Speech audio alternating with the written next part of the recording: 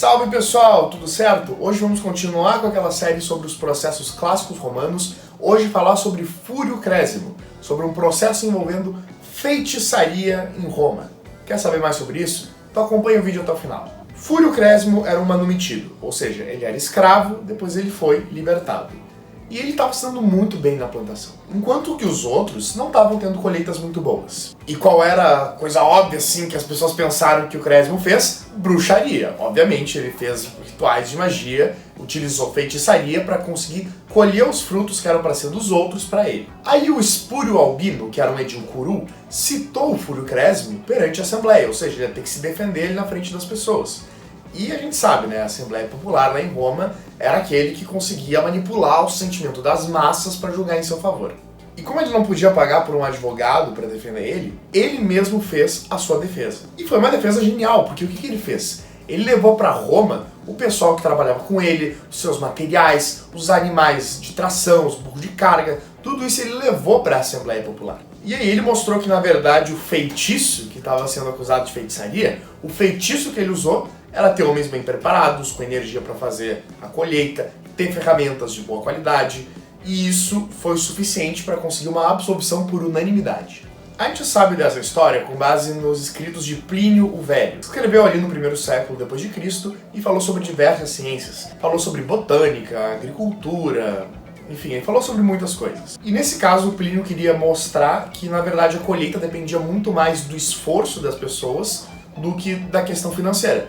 Porque é uma ilustração. Assim, tem ali uma pessoa que era escrava, foi liberta, manumitida, e agora ela está lucrando com a colheita mais do que as pessoas livres. Então não é uma questão financeira, é questão de esforço pessoal. Só que ele conhecia esse caso a partir de Lúcio Frugi, que escreveu o caso relatado 200 anos antes da obra do Plínio. E essa obra ela era vista como tendo muitas anedotas, então ela não era historicamente confiável.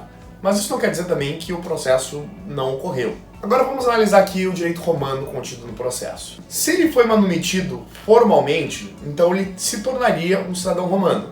Inclusive, se quiser ver mais sobre escravos e manumissão, eu vou deixar aqui em cima um card para que vocês vejam um vídeo que eu falei especificamente sobre isso. Um dos motivos para se deduzir isso é que ele possui os 3 nomes de romanos clássicos, que é o nome, o prenome e o seu apelido, que ele recebeu depois de ser manumitido. Então, Gaio, Fúrio, Crésimo. E no contexto histórico, a gente está falando ali no final da República, Principado, estamos nesse período assim de Roma. E os libertos eram a principal forma de produção de riquezas. Quando se libertava, eles acabavam se esforçando muito para conseguir subir de vida e acabavam contribuindo com o comércio, para deixar as terras improdutivas sendo produtivas, recuperando elas, portanto, então era um trabalho bem importante. Na questão do direito material, então estamos falando de feitiçaria aqui.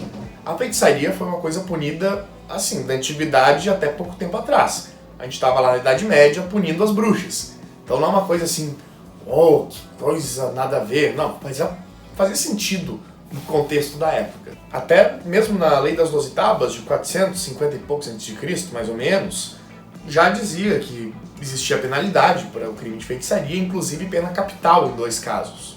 E na Lei das 12 Tábuas, esses casos era para quem pronunciava ditos agourentos ou que enfeitiçava a colheita dos outros. Ou também se atraíssem as sementes alheias para o seu cultivo. E na parte mais processual desse caso, a gente está falando do edil curul. E nessa época o edil curul era responsável por cuidar dos mercados de escravos e de gado. E quando ele cita, ele pode ser tanto no caráter de acusador quanto de juiz do processo. A gente está falando de um contexto penal que permitia essa dupla atuação do magistrado. Nesse caso, portanto, ele estaria como um defensor do interesse público. E no direito romano, esses casos poderiam ser julgados perante uma grande assembleia ou pela pequena assembleia, que era tribus. Nesse caso específico, estamos falando da grande assembleia, porque ela era competente para julgar nesses casos que podiam resultar em pena capital. E se é assim, o albino não poderia presidir esse julgamento. Portanto, ele provavelmente atuou como acusador. E as provas oculares que foram utilizadas, a gente tem que pensar um pouquinho como que deve ter sido difícil para um pequeno agricultor liberto, que não tinha muita renda, fazer toda essa logística para levar desde a sua cidade os animais de carga, as ferramentas, os trabalhadores para o foro romano e conseguir sustentar sua defesa. Claro, foi bem difícil, provavelmente, um desafio logístico ali, mas valeu a pena, porque ele ia morrer, né, se ele não fizesse isso. Esse processo foi considerado de tal importância que o próprio Lúcio Frugg escreveu sobre ele nos Análises. Então, para estar posto ali de forma detalhada, é porque teve a sua influência. Mas na questão, vamos dizer, legislativa da coisa, a gente vê ainda várias legislações tratando sobre o tema.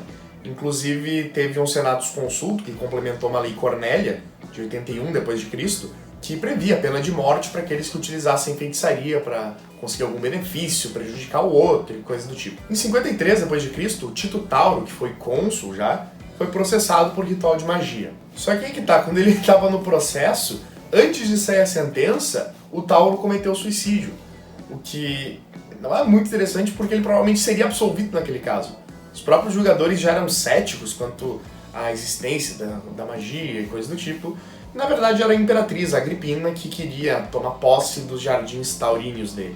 Como ele se suicidou, foi meio considerado como uma confissão, e depois a mesma imperatriz utilizou esse artifício para eliminar a Domícia Lépida, que estava disputando pela preferência de Nero naquela época. Então, na verdade, mesmo que as pessoas não estivessem crentes da existência da feitiçaria, da magia e coisas do tipo, ainda assim foi um artifício utilizado por muitas pessoas, não só esses exemplos que eu trouxe, mas em vários outros casos, para conseguir encobrir outras motivações. Pessoas que queriam proteger o seu trono ou conseguir garantir um status. Então, o que tu acha de processo por feitiçaria? Acha que era um artifício interessante para ser utilizado pelos imperadores, pelas imperatrizes? Ou, na verdade, era um besterol jurídico que as pessoas acreditavam isso por superstição? Eu não sei, mas deixa teu comentário porque eu vou gostar muito de saber a tua opinião.